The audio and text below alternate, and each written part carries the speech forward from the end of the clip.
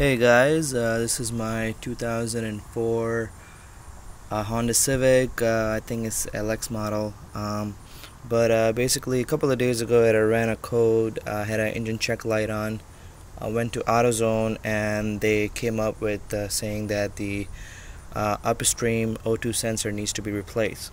So I went to AutoZone, and I actually bought a new O2 sensor, which I'll show you guys.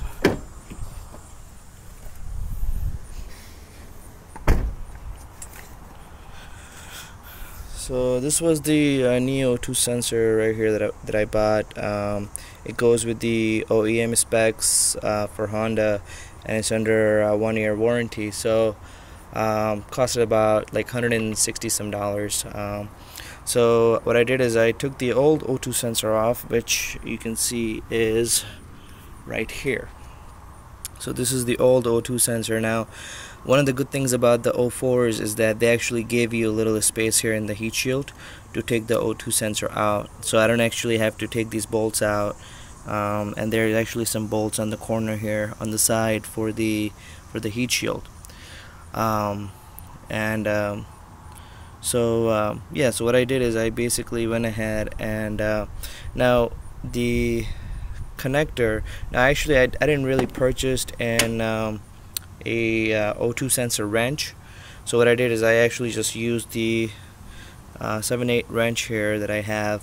It's pretty big, and the O2 sensors are usually not that tight like a lug nut. They're more like kind of like a spark plug, and that's the same way when you put them back on. You don't want to tighten down to a point where you're gonna basically strip something. So just hand tighten it, and then after that just tighten it just a little bit. Now the only thing was I couldn't really get to the old O2 sensor, so what I had to do is I actually just had to unplug it from here, which is right here, this plug, first one. I unplugged it, and I took my wire cutter right there and I cut it.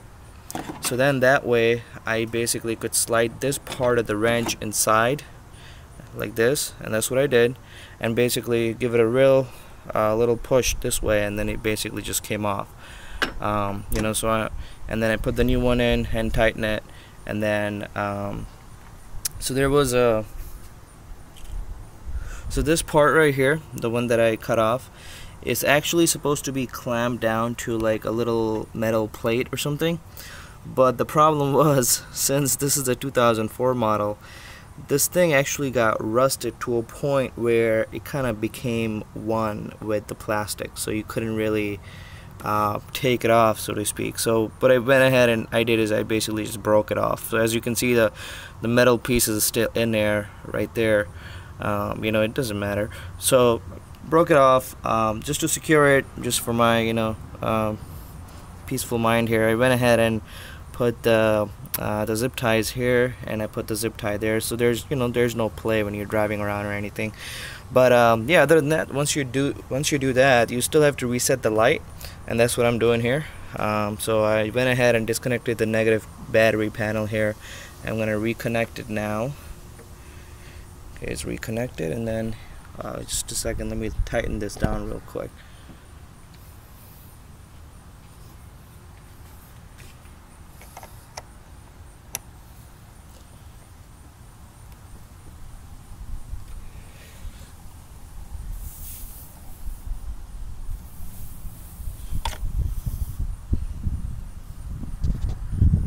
Okay, so this is we're all set here.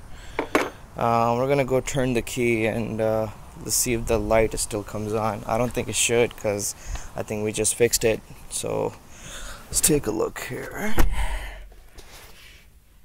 All right, key going in.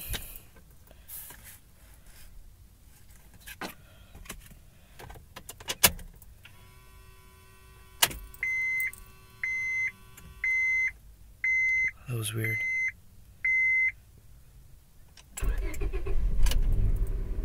Bingo. No engine check light. As you can see, the car has like 144,000 miles. I think that's about the time when these O2 sensors go out. Now I have heard that once you replace the upstream one, the downstream one goes. So if it does, it's like about $70 or something to replace it, and that's like you gotta get down to the catalytic converter and pretty much do the same thing that we did up there. Yeah, now one thing, once you do something like this, your radio is gonna be locked, such as this right here. So let's see if I remember the code here.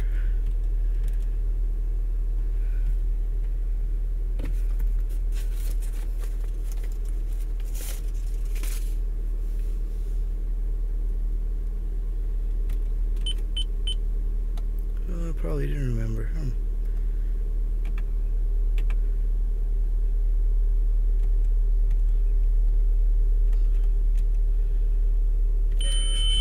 Bingo. I did remember the code.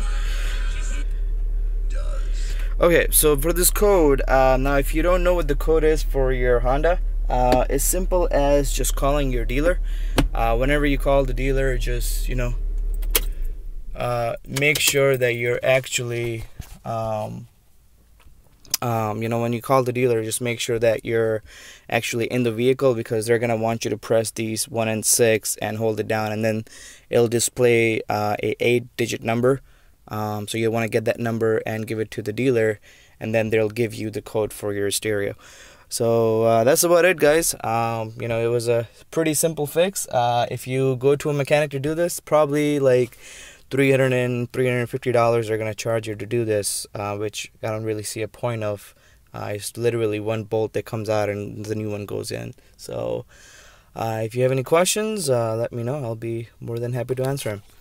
Thank you and have a good day.